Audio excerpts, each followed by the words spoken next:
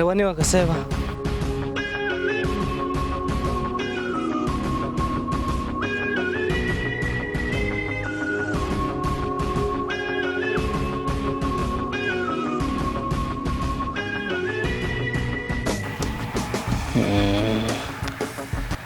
دا خو ډېر ښایسته ځای دی چې دلته زما کمپنۍ جوړه شي. دا به ښه وي که نه؟ او صاحبه دا ډېر صحیح ځای دی ستاسو د کمپنۍ دپاره.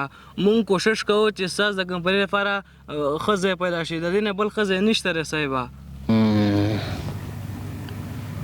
سار یې رمې راوباسلې دي او پته یې نه لګي.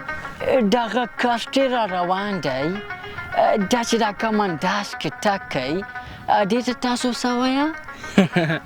صاحبه دا زموږ د کلي شپونکی دی، رمې پیایي. اوکې رمې دا چلی غوا دا که نه؟ رایټ اوکې سو ته داسې وکړه ته راځه د شپونکي نه یو دوه پوښتنې کوم سمه ده؟ پرېږدی صاحبه دا بې تعلیمه په څه پوهېږي، دا به تا ته څه ځواب درکړي.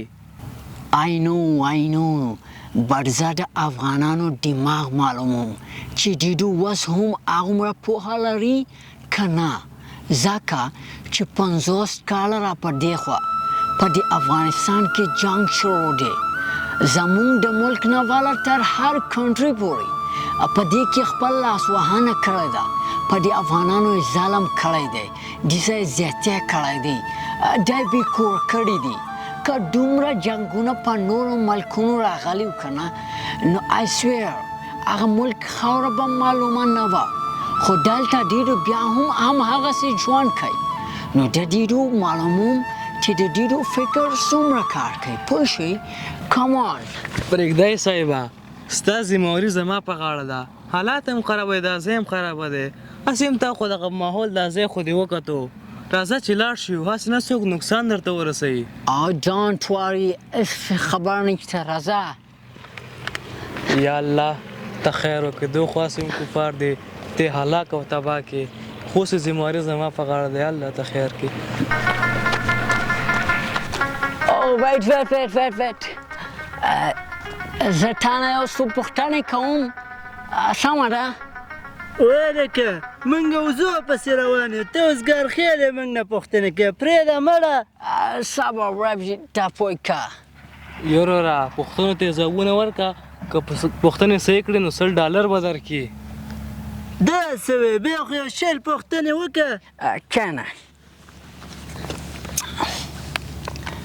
What is your name؟ لکه دا څه وی؟ دا وایي چې ستا نوم څه دی؟ نام مې سلیم خان دی. او سلیم خان نایس نیم. اوکې زه تا ته دایره تاووم، ته ماته به د دې جواب راکړي چې دا څه شی دی. صحیح ده؟ شمه ده. اوکې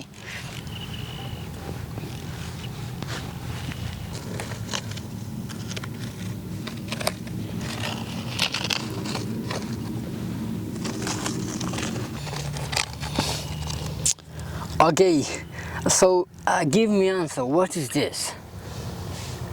دا وایي چې دا څه شی دی، ما ته ځواب راکړه.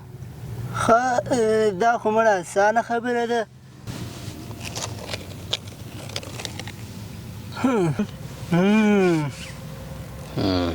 Nice. Okay, give me again.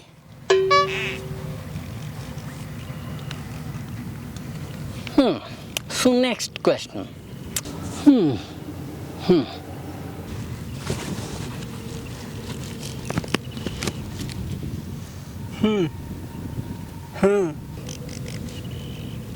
Wow, good. Okay, very good. $100, okay? Good, keep it up. Come on. مزې کوه مزې، $100 دی. زو صاحبه خو په هغه سوالونو زما سر خلاص نه شو. تا ترې څنګه پوښتنې وکړې چې هغه تا د صحیح ځوابونه درکړه؟ ګوره ښه یوله پوښتنه مې دا ترې وکړه، ګول دایره مې ورته جوړه کړه چې دا دنیا داسې ټوله یوه برخه ده نو هغه راله په منځ هغه دایره نیمه کړه چې نه دا دنیا دوه برخې ده نو بالکل صحیح جواب یې و دویم یې دا پوښتنه وکړه چې دا دنیا د دې هګۍ غوندې ګول ده داسې شکل لري نو هغه راله پیاز وښودو چې نه دا دنیا د پیاز غوندې پاڼې پاڼې ده یعنی بیله بیله ده نو جوابونه یې صحیح راکړه ځکه مې ورته انعام ورکړو پوه شوې خو د صبر وکړه صاحبه زه بېرته راځم اوکې کویک شپونکې ودرېږه دا لکه چې سکړکۍ ډېر خوښ شوی بل سلګونه م راکوي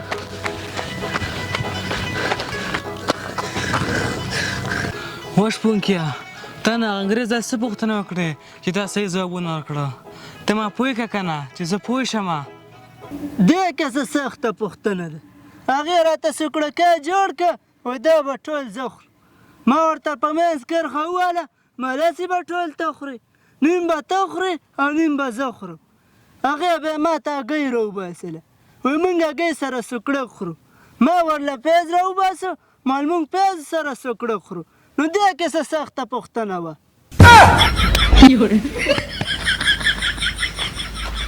هغه په خپل ذهن کې صحیح دی او دا په خپل ذهن کې صحیح دی او منځ کې مونږ غرق کړو